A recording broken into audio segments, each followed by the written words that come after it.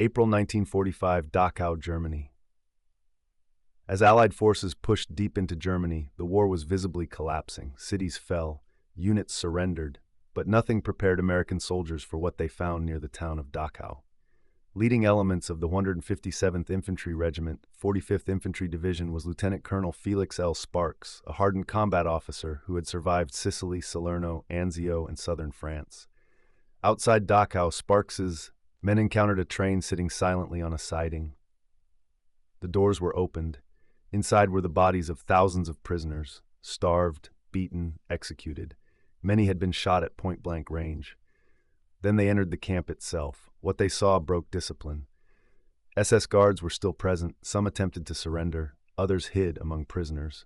American soldiers, exhausted from years of combat and shocked by what they had found, opened fire. For a brief moment, the war crossed a line.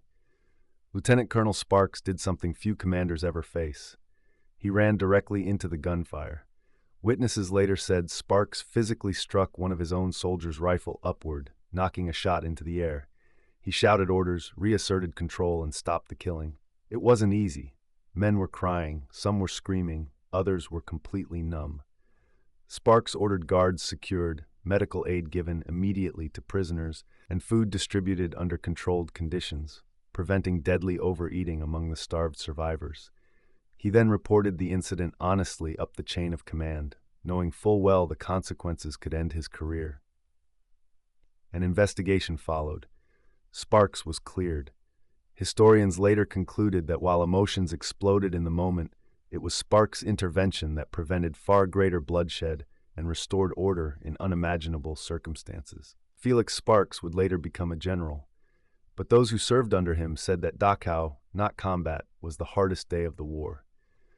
This is not a story of battlefield glory. It is the story of command under moral collapse, when victory no longer feels like triumph, and leadership means stopping your own men.